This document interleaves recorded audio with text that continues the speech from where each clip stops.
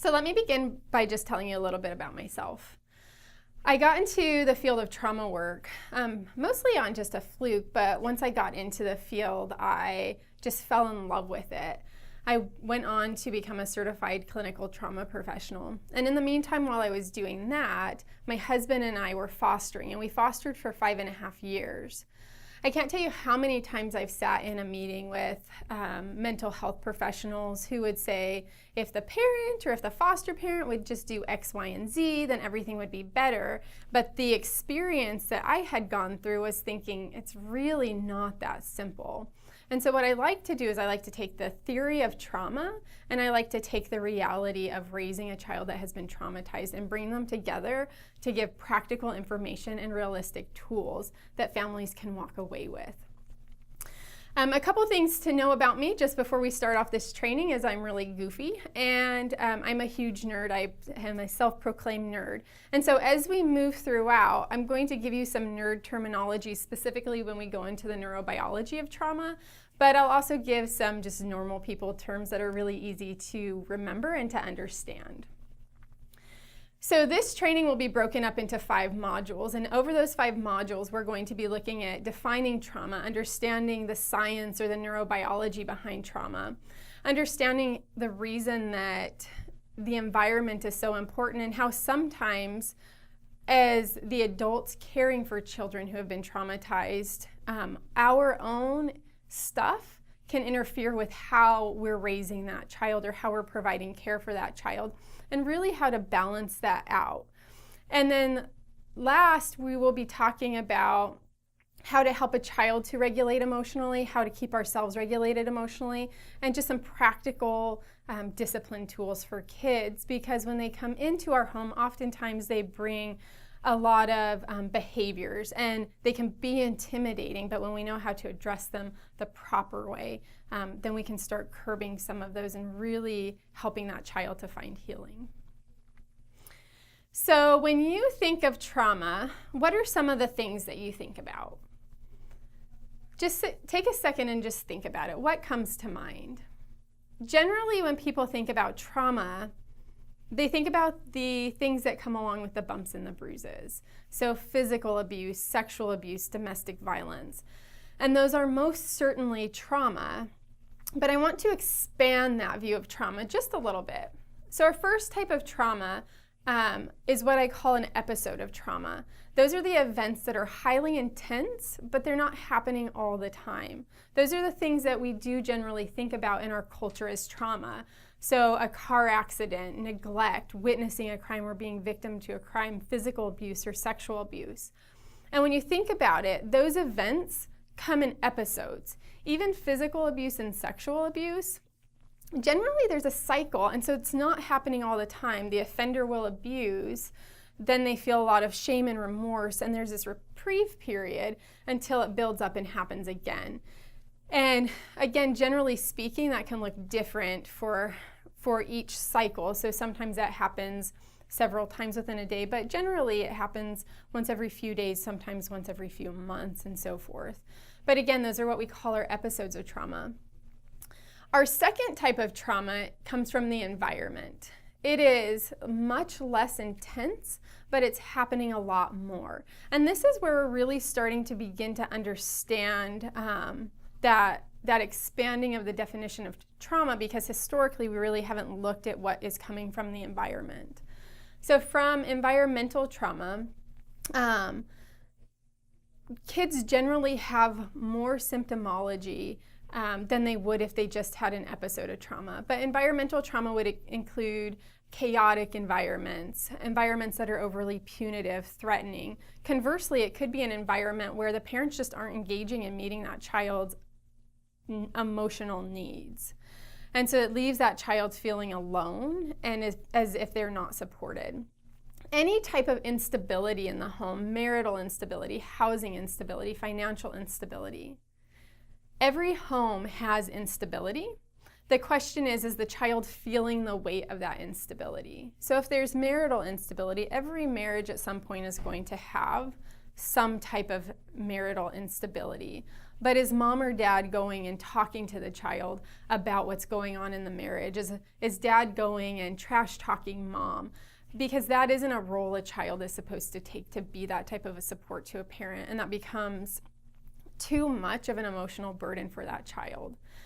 And so from that, that child begins, you will see the same, if not more, effects from the environmental trauma. And I'm going to explain in just a little bit why we consider that a trauma as well. But if I may get on a soapbox just for a minute, our episodes of trauma, we actually have a diagnosis for. It's PTSD, post-traumatic stress disorder. With our environmental trauma, we don't have a diagnosis, because if we had a diagnosis, who would qualify for services?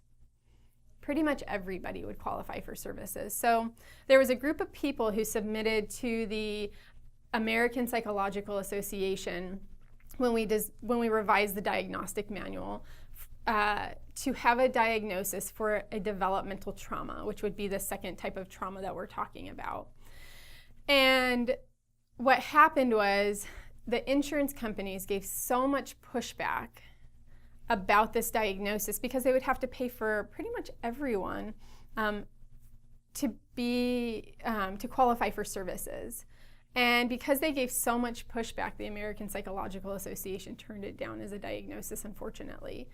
But what we know is more and more, there's so much research showing that kiddos raised in chaotic environments, aggressive environments, parents raised in environments where there's inconsistent parenting, they will have, again, just as much, if not more, symptomology than children that are raised in, or children that went through the episodes of trauma. Our third type of trauma, which I think is very important to mention specifically when training foster parents, is much less intense than the other two types of trauma, but it is continual, which means it doesn't really ever go away. And that's when someone becomes the caregiver for for a family member, for someone with severe mental health needs, severe behavioral needs, or severe medical needs. Because what happens is that person ends up running at this low level of anxiety that doesn't ever come back down. And so sometimes by raising kids that have been traumatized, we end up blowing out our own circuits, and you'll see some of the same effects of trauma that you would from an environmental episode. And so as caregivers, we have to be really careful how we're caring for ourselves and how we're caring for children, because we can become traumatized ourselves through that. So why do we consider these trauma? What makes them traumatic? We all have this baseline level, and it's this level that our stress chemicals sit at. And we also have a level of tolerance. For some people, their level of tolerance to stress goes down when they have too many things going on. They find themselves getting irritated or more stressed about small things that normally wouldn't bother them. Other people find that their level of tolerance goes down when they're hungry or tired. One of the big impacting factors of that level of tolerance and adjusting is a history of trauma. So if someone has a previous history of trauma, their ability to tolerate stress goes down. So with our environmental traumas, our episodes of trauma, when one of those big episodes happen, our body secretes all of this cortisol, all of these stress chemicals, and that's when it begins to become toxic to our bodies.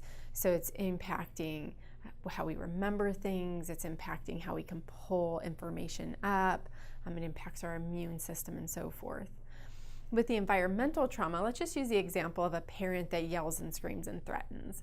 Let's say that they yell and scream, and then a couple hours later they yell and scream and threaten again, and 45 minutes later they yell and scream, and then maybe 3 hours later they are yelling and screaming again. And every time that parent is harsh with that child's body will let off cortisol, and it will exceed that child's level of tolerance. And the thing about these cortisols is when they reach toxic levels, it takes about 18 to 32 hours for those chemicals to come back to a baseline level, which means that if there's a parent that's yelling and screaming in the home, or if there's a parent that's harsh with the child, then when does their body ever get back to a baseline level with stress chemicals? Probably never. If rarely. And so we consider this a cumulative trauma. Now, when you think about our third type of trauma, which is a continuous trauma, basically the caregiver's stress chemicals end up running right above that window of tolerance all the time. And they just end up living with this constant anxiety. And again, it becomes a cumulative trauma. They can end up blowing out their own circuits. They can end up becoming traumatized themselves by caring for someone that has mental health needs, medical needs, or behavioral needs. So let's talk about memory and how memory is impacted with trauma. So memory is a way that the brain learns and anticipates the future. It's largely based off of association. And in fact, our memory being able to associate experiences from the past with what's happening currently keeps our brain from having to overprocess information. We can look at a chair and know exactly what that is based off of past memories, past experiences with a chair. Without memory, every new act would be something new, and our brain would have to reprocess that, and it would take a lot of energy for us to do that. And so as the cortisol begins to rush and we've got memory, now our body's beginning to associate past experiences, and those past experiences can trigger that cortisol to come into play because we've associated them with past traumas. So we're going to take a minute and we're going to look at the hand model of the brain. So our hand is going to be our brain for the next 10 minutes or so. So our thumb's going to go on the inside and our fingers over the top. This part of our thumb right here, the meaty part, that will be considered our brainstem. Our brainstem takes care of all of the things that we do that we don't have to think about: pumping blood, digesting food, our mouth staying moist, our eyes staying moist. In fact, the brainstem is one of the first things to develop in utero. It's what gets all of the organs going. If we didn't have a brainstem, we probably wouldn't be alive. Could you imagine? Pump blood, digest food, don't forget to breathe. So luckily we have that to take care of that. And there's probably millions of other things that our body are doing that we don't even think about. So let's open up our brain for a second. This part of our thumb right here is, the scientific name for it is our limbic system. For the sake of simplicity, I'm going to call it our emotion center. Our emotion center primarily is responsible for fear. And in that emotion center, there's an almond-shaped piece that that's called our amygdala. I'm going to refer to it as our smoke detector. Our smoke detector tells us when there's threat. So there's a couple really important things to know about our smoke detector. The first thing is that our smoke detector does not tell the difference between an emotional threat or a physical threat. So if there is a dog running after me, snarling its teeth, that is a physical threat to my body. My body is at risk of being physically harmed, okay? So that's a physical threat. An emotional threat would be, let's say I'm on the phone with someone and they start yelling at me and cussing me out. That is an emotional threat. There's no physical risk to my body at the time. Either way, my smoke detector is going to say threat, threat, threat. And what's going to happen is my smoke detector will send a heavy fear response to my emotion center, and my emotion center is going to signal to my brainstem, fight, flight, or freeze. Okay? So let me explain what this looks like with an emotional threat. If I'm on the phone with someone and they're yelling and screaming at me, I could fight, which means I'm going to start yelling back. I could flight or run, which means I'm going to hang up the phone on them, or I could freeze, which is going to look like this, and the words won't be able to come out. Literally, my words start freezing up. But again, whether it's a physical threat or an emotional threat, I'm going to have a very similar response. The other thing that's important to remember about our emotion center, our smoke detector, is that it does not tell the difference between a real threat and a perceived threat. So let's say, for example, that I was raised in a home that was abusive, and I grow up, I turn 18, I move out. Several years later, the rest of my family moves out, and 20 years later, I think to myself, you know, I think I want to go visit my childhood home. I go back to that home, but I know it's going to be a very emotional experience for me, so I decide to take a friend with me.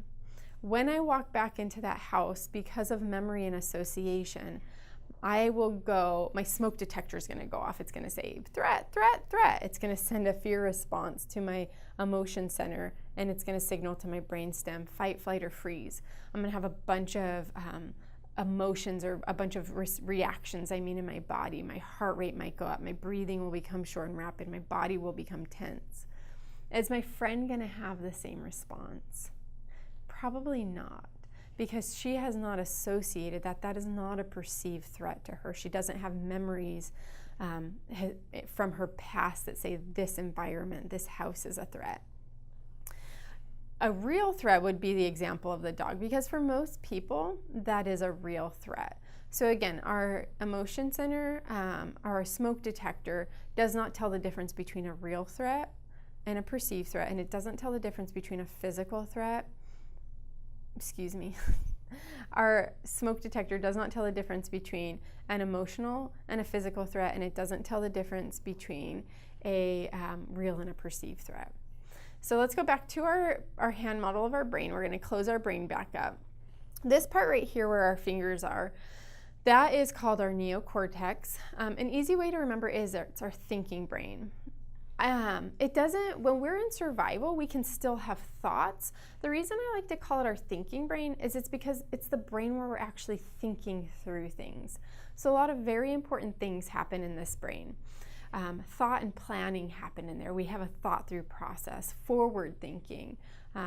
So if I did X, Y, and Z, it's going to impact me this way in the future. Or future thinking of, if I make these life decisions, this might be a good idea for me, or this is what I want for my life long term. That would be forward thinking. Similarly, cause and effect happen in that part of our brain, so do relationships. Another big one that happens in this part of our brain is our ability to pause before responding. We can take a step back and reflect on what's going on before we actually have a response to it. We also have moral awareness, so understanding right from wrong happens in this part of our brain. So there's all of these things going on. Empathy happens, so the ability to understand what another person is going through. When our smoke detector goes off, though, some really important things happen. So let's say that I'm on the phone with someone, they're yelling at me. My smoke detector says, threat, threat, threat. Sends that heavy fear response to my emotion center, which causes my brain stem to send a signal to the rest of my body to fight, flight, or freeze. When that happens, there is little to no neurological connection with the thinking, the thought through process, the cortex part of our brain, which means thought and planning are out the window. Pausing before responding is out the window, which means we're in a more reactive state. The ability to think about the future out the window. Also, right and wrong is out the window. When we go into that survival part, we're not thinking about what's right and wrong. Cause and effect, we're not thinking about the consequences, and definitely relationships. So again, we're not thinking about relationships and how those are impacted. So let's just take a minute and do a quick case study. We're going to use a couple case studies, and we'll use them throughout this series. So let's say that we have a 5-year-old who was placed in foster care because his father was incarcerated and his mother was using substances. The case manager said that ultimately the child was removed due to neglect because the child was found wandering the neighborhood by themselves. Although there is physical abuse that is suspected because the child is frightened by adults, but it has not been substantiated. It appears as though the child largely cares for himself. He rejects the care of caregivers. When he's hungry, he finds food on his own or eats out of the garbage. And once he was placed into the foster home, the child acted out by using verbal and physical aggression, such as swearing and throwing things and raging. So just think for a second, what types of trauma do you recognize there? are there episodes of trauma? Are there environmental trauma? And is there continuous trauma? You could probably argue that all three are going on there.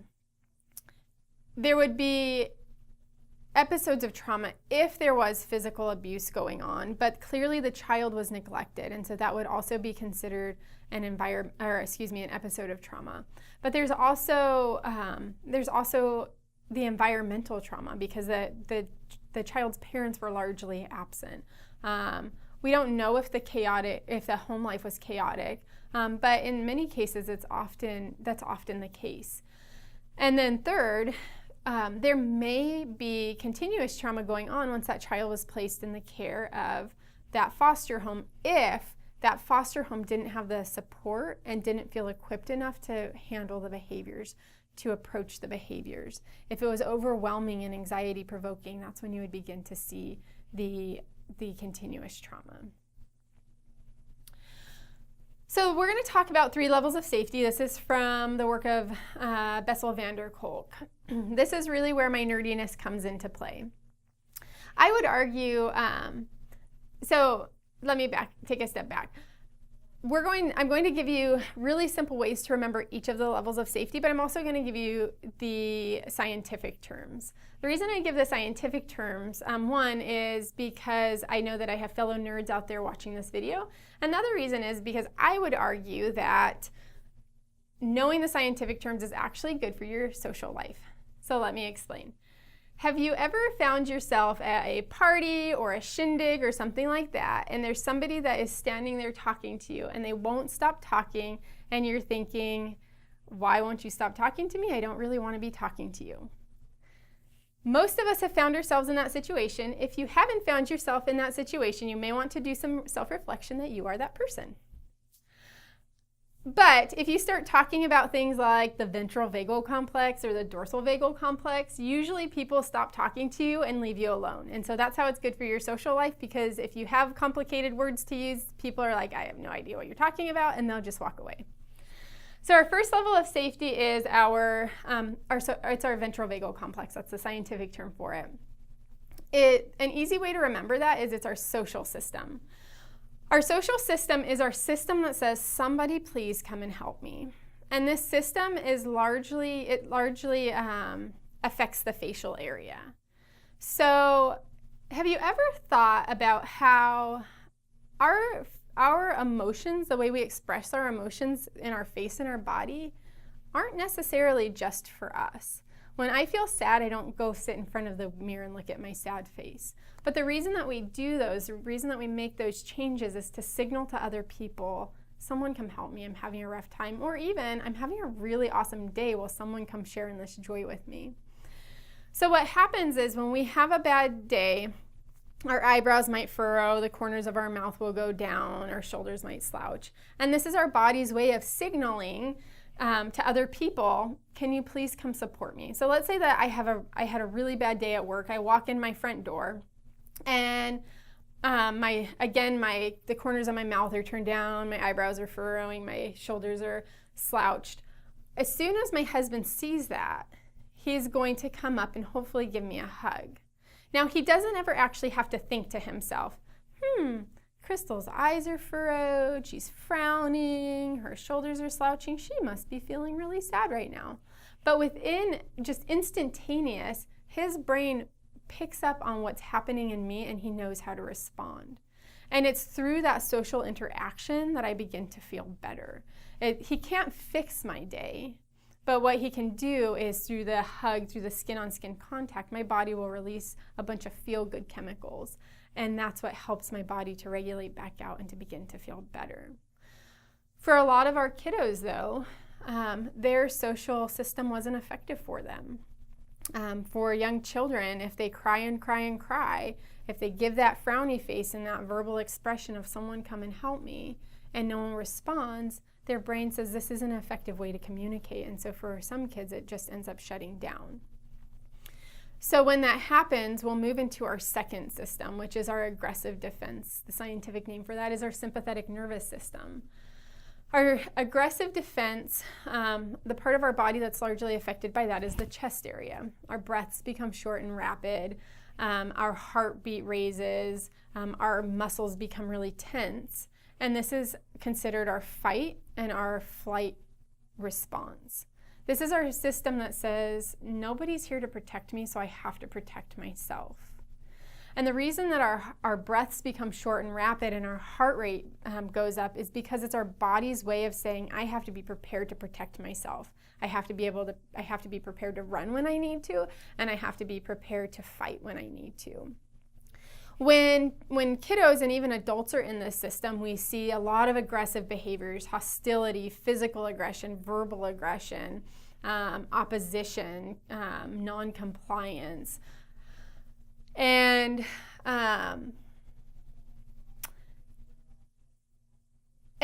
all of those things are ways that child is trying to protect themselves.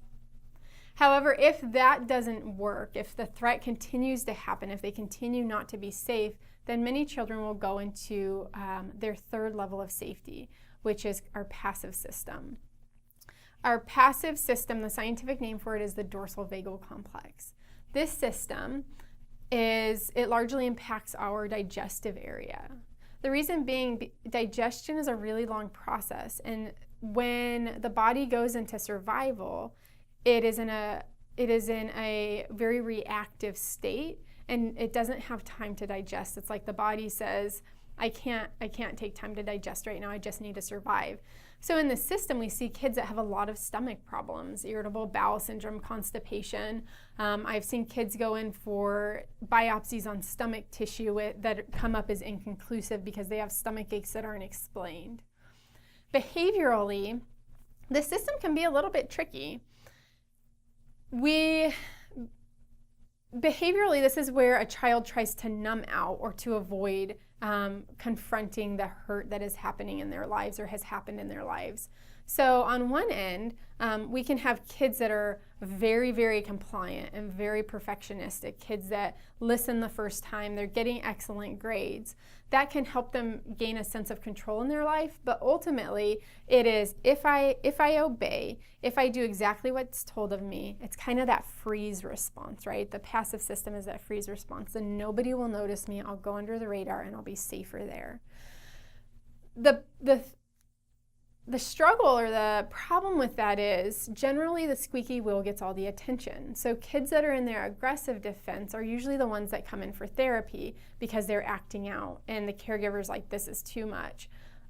I become concerned when a parent comes in and says, there's nothing wrong with them. They get perfect grades, they listen all the time.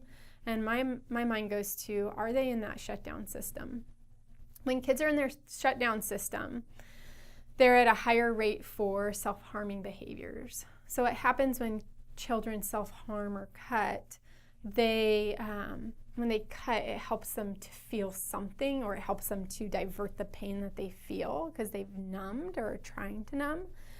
And their body also releases a bunch of natural opioids. So it's almost like giving themselves a natural heroin high. So not only are they feeling or deflecting the pain, but they also feel really good inside. Kiddos are also at a higher risk for suicide in this system. In the system, we'll see kids engaging in self-soothing behaviors, and self-soothing behaviors are a little bit different than what we tend to think of them as. A self-soothing behavior could be substance abuse, it could be masturbation. A self-soothing behavior could be self-harming. Those are all ways that kids self-soothe. I know I've worked with many foster parents who their child would masturbate excessively, and to us it seems very, very irrational, which again, that children aren't thinking about their actions, but that's one way that they have found to soothe themselves, or they're become very afraid that they're going to be offenders or that they have this huge problem. But for many kids, that's how they find ways to self-soothe. So with those three levels of safety, a couple of things to know about them is that it doesn't necessarily have to be a hierarchy. Sometimes it could be. So if a child is in their social system, they might go to their aggressive system, and if the aggressive system doesn't work, then they might find themselves in the passive system. We see this a lot with children in orphanages. When they're placed in the cribs, they will cry and cry and cry. That's the aggressive system. That's them saying, somebody come and help me, I have needs. But if they cry and cry and cry and the brain determines this isn't effective, nobody's coming, then they just shut down. And those babies tend to be very, very highly unresponsive when somebody does come to their need. But again, it doesn't have to be in that hierarchy. Sometimes it's just the brain's perception of the environment. So someone may go through an extremely intense episodic trauma, and their brain may bypass the aggressive system and go straight down to the shutdown, the passive system. It bypasses the aggressive system and goes to the passive system. And this is actually seen in when there are severe sexual crimes. Many victims claim that they actually end up feeling a lot of shame afterwards because they froze up and were paralyzed, and they think afterwards, why didn't I do something about that? I didn't scream, I didn't try and run. Well, what happened was their brain says, I can't get away from this risk, so if I just shut down, if I just paralyze, we'll get it over with and it'll be done. And that's the best way that I can keep myself safe. So again, our social system, it largely impacts our facial areas. It's how we call out to people for help. Our sympathetic nervous system or our aggressive system is within the chest area. That's our fight or flight response. And our passive system is within the digestive area.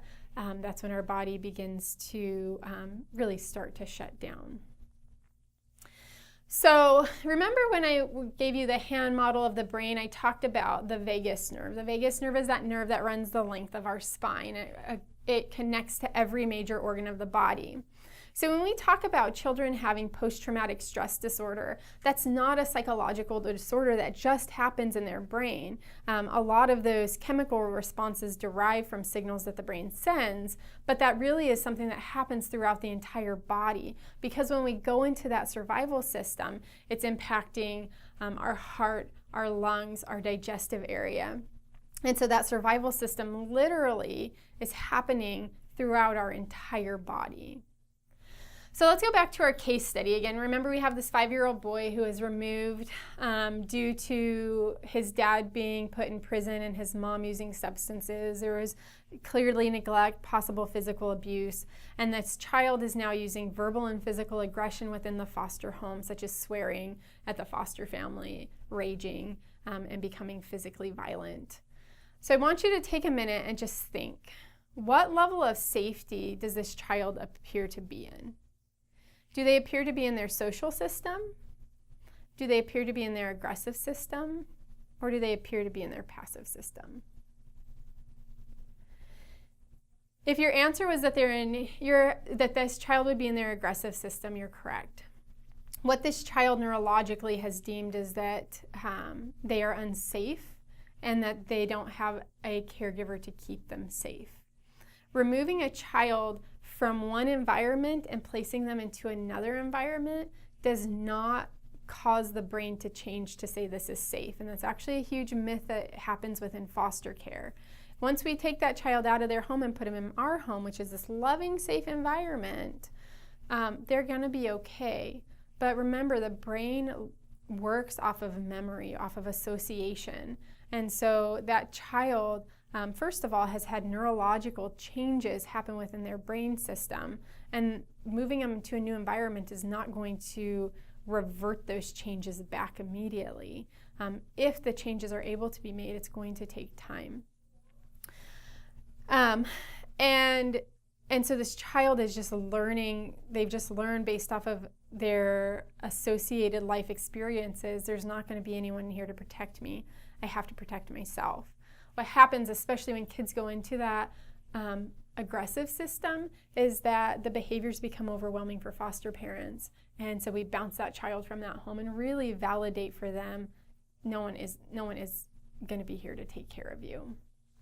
But let's look at another case study for example. So let's say that we have a 15-year-old girl, and she was placed in a group home due to sexual abuse by an immediate family member. The group home reported that she gets excellent grades, she helps around the house, she appears quiet, but she'll get her chores done.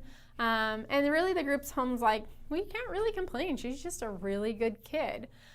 So a potential foster placement is thinking about allowing her to come live with them, but they have concerns because she doesn't make very much eye contact and she really lacks a lot of engagement. So she looks down a lot and just doesn't really interact with them. So when you consider this child, what level of safety does she appear to be in? Does she appear to be in her passive system, her aggressive system, or her social system?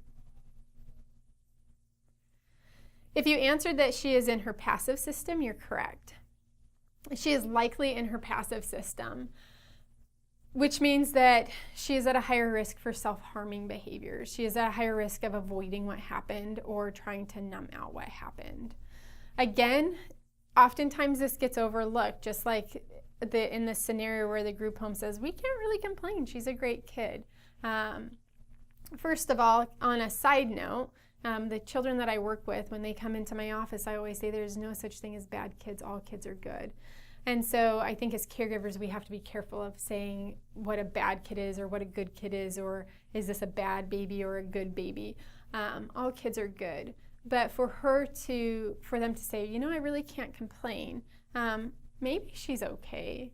But that definitely would raise a red flag for me that there might be something going on and she's either avoiding, numbing, and possibly engaging in self-harming behaviors. It doesn't mean that every child does engage in self-harming behaviors, but the reality is if she's not engaging with the family and she's lacking eye contact at this point in time, she's not feeling safe, and so she's not accessing that social engagement system. Kids that make little eye contact and look down a lot too often tend to have flat affects.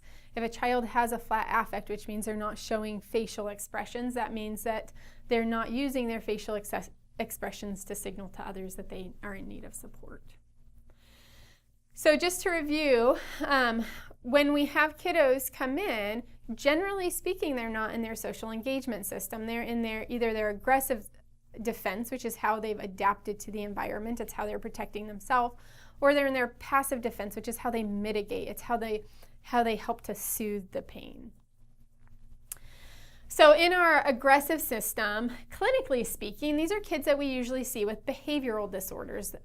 They've been diagnosed with disorders that have to do with behavior, such as conduct disorder or oppositional defiance disorder. That is because children they show anger, aggression, defensiveness, reactiveness, impulsivity, hostility. They tend to be irrational and self-centered. In the passive defense, these are kiddos that will more likely have psychological disorders such as anxiety or depression. What we'll see in this system are kiddos that will freeze. They'll have paralysis of action. I have worked with kiddos who even asking them a simple question looks like this. And that's that freeze response. I've worked with kiddos who have told me, when you ask me questions, my brain just goes blank. That's a freeze response. In this system, we also see kids that dissociate. Now, dissociation is this mind-body disconnect. Dissociation comes in various, it's on a continuum. And so, to some degree, we all dissociate. Have you ever been driving home and you got home, and when you got home, you're like, I don't remember my drive at all. Like, I don't remember anything about my drive home. That would be a form of dissociation, a very, very mild form of dissociation. And that we just call spacing out. Daydreaming is also a mild form of dissociation. Where it becomes significant is if that child starts feeling like their body is disconnecting from their mind. So in very severe instances of dissociation, what we'll see or hear is kids saying, when the abuse was happening, I felt like I was floating up above, watching myself being abused. An even more severe form of that, or intense form of that, would be what historically was called split personalities. We now call it dissociative identity disorder. It's where our personalities start to split off from each other in a form of survival. Also in the passive system, we see emotional numbing, again, self-soothing behaviors, distraction, similar to our aggressive defense, reactive, impulsive, and self-centered. When we are in that survival system, because relationships, again, happen in that thinking part of our brain, when we're in that survival system, we're not thinking about other people.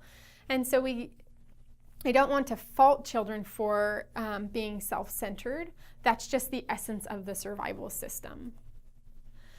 So in our social system, this is where we are able to express and experience relationship with others.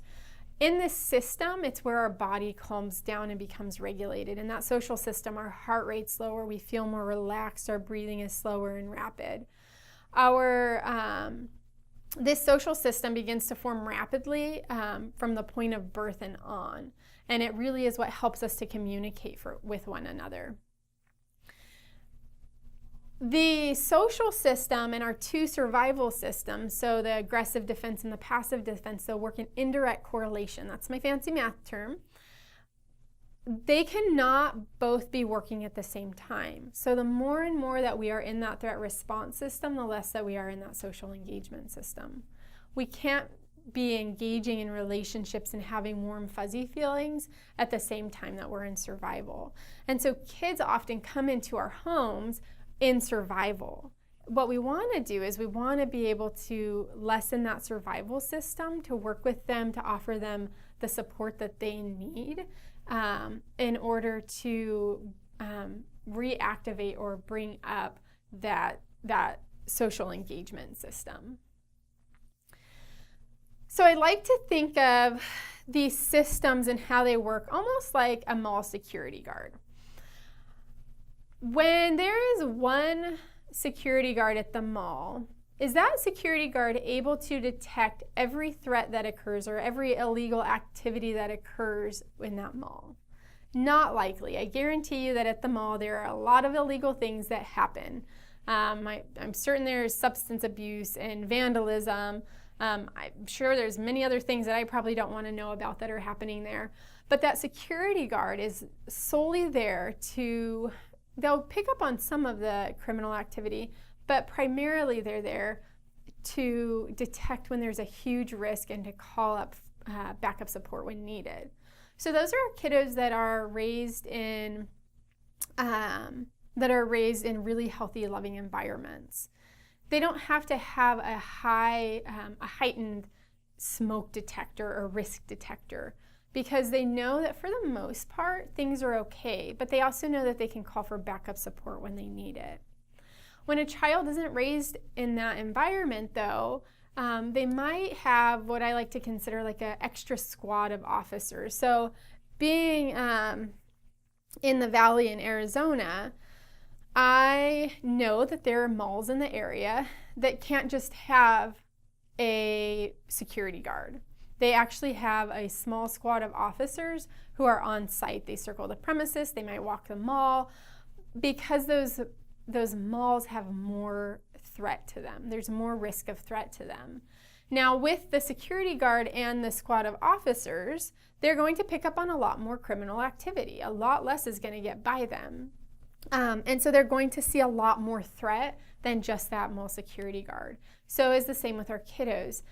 If they're raised in a home or an environment where there's a lot of threat, they're going to detect a lot of things that they're going to detect a lot more things that are threats to them. And so they're going to go to their survival skills then, which we'll talk about. If, however, a threat becomes so big, then the mall might have a SWAT team around it.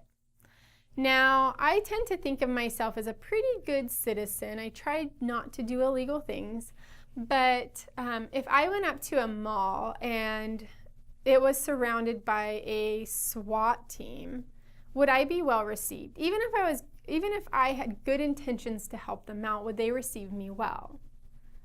Probably not.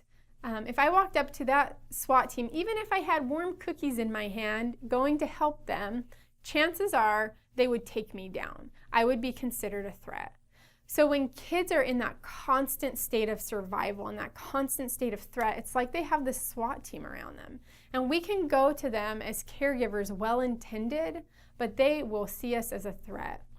In fact, oftentimes kids get diagnosed with attention deficit disorder, attention hyperactive deficit disorder, because this is what it looks like. Ooh, look at those pretty lights, and the carpet is this color, and look at over here. And they're literally, I'm an adult, so I'm a lot slower, but literally for kids, it's bouncing off the walls. And so we say, oh, they have a hard time focusing. It must be ADHD.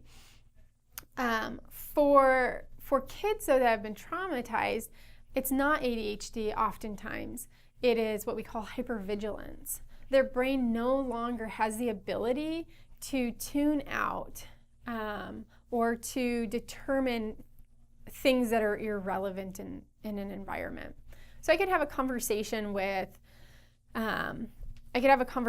somebody, and when I sit and I have that conversation with them, my brain tunes everything else out in the environment as irrelevant. There might be sounds going on, there might be other people talking, there might be smells, but my brain says those things are all irrelevant. They don't matter right now. For a child that has been through trauma, though, their brain can't do that. Their brain says everything is in the environment is relevant, and so don't ever tune anything out. Don't ever deem something as irrelevant. So they hear the noise of the AC overhead when everybody else has tuned that out. They see the bright light of the sun coming in. And so it's all of this stimulus from the environment coming in, and it's sensory overload for them. So again, that would be hypervigilance, not ADHD. And that's just much like the mall having that SWAT team out. Nothing is deemed as safe. Everything is a risk, whether it's sensory input, whether it's caregivers, everything is seen as a risk. So have you ever burned yourself? It could be on the stove, it could be on just anything hot. When you burn yourself, what's your immediate response? Generally, people would say their immediate response is to pull whatever part of their body they burned. So let's say if you burned your hand on the stove, would you put your hand on the stove, or not, hopefully you wouldn't just put your hand on the stove.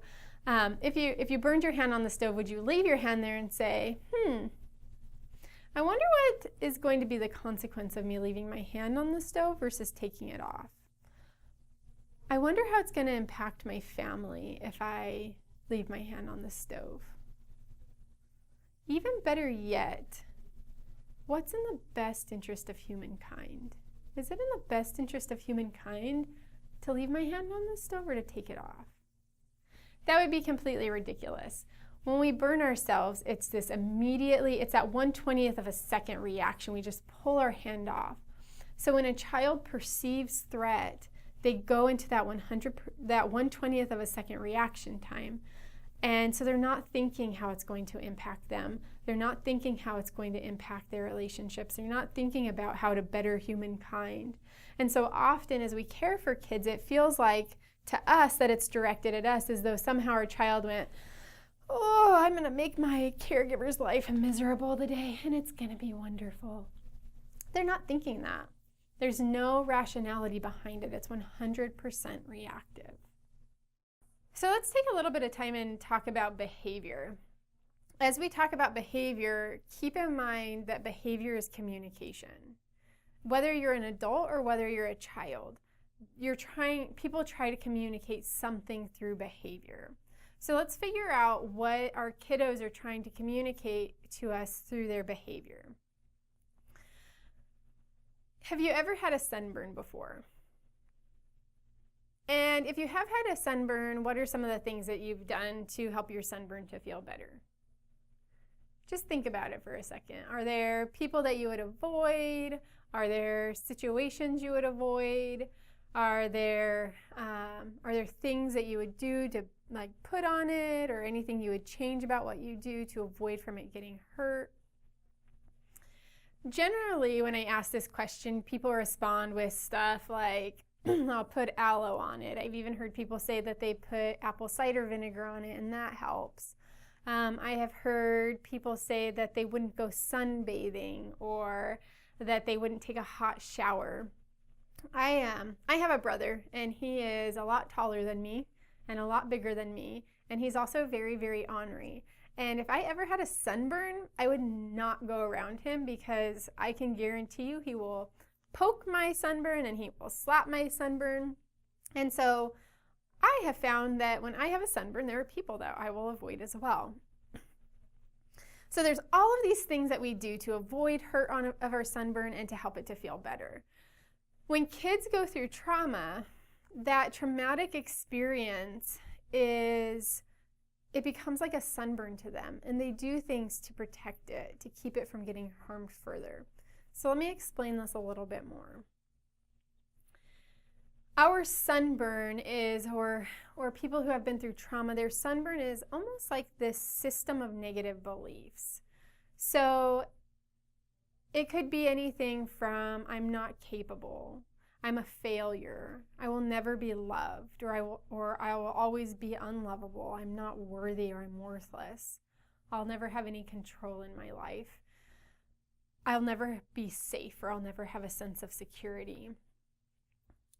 That definitely is not an exhaustive list. In working with kids, I've heard victims of sexual abuse say, my body's damaged, or I'll always be an object. I've heard kids say that innately I am bad, or there's something wrong with who I am. And that's this negative belief system. Another way to consider it are the unmet needs that people have as human beings. We all need to feel loved. We all need to feel a sense of some semblance of control in our life, to feel cared for. So let's again walk through a case example to figure out if we can determine what some negative beliefs might be. Let's go back to our 5-year-old who was removed because dad's in prison and mom was using substances. So first, let's lay out a timeline of what their life looked like. When this child was born, he was exposed to substances, and he was removed, but then placed back with mom. At home, his home continued to be chaotic, and he didn't have anyone to meet those needs, so he ended up learning how to find food himself, whether it was going to the cupboard and getting his own food or getting food out of the garbage can. And then that child was found wandering the neighborhood, at which time DCS got involved, or child welfare got involved, and placed this child in a foster home. And in that foster home, this child acted out and raged. So what would any reasonable person that had this child's same experiences come to believe about themselves? Just think about it for a second. What might this child believe about himself? He may believe I'll never have safety. He may believe I don't belong, because now this is his 3rd home that he's been in, foster care when he was a baby with his mom, and now another foster home. He may believe that he's not worthwhile or lovable. Something to consider, though, with these beliefs is that they're not always this cognitive thought that we have. So when we talk about child development, one of the first things, the first development of a child is this sense of safety, or the sense of being able to trust the world. This comes from Erikson's stages of development. You're free to look that up. You can Google Erik Erikson stages of development, and there will be a lot of information on that. But Erik Erikson determined that there were these stages of development, and that first stage was trust versus mistrust. Can I trust the world? Can I trust the people in the world that they're going to meet my needs? So basically what happens is we have this baby, and when that baby's born, mom cares for the baby. When baby cries, mom comes to the baby and checks its diaper, feeds it, nurtures it. And what that baby learns is I can trust the world. I can trust the people in that world. Now that baby is not cognitively thinking in their mind, the world is so safe and I can trust everybody. I can trust that all the people here for me are going to look after me. that sense of trust really is something that stores within the body. Their body can relax. Their body can be in a calm state. And that's how they know that they can trust. Again, it's not a cognitive thought.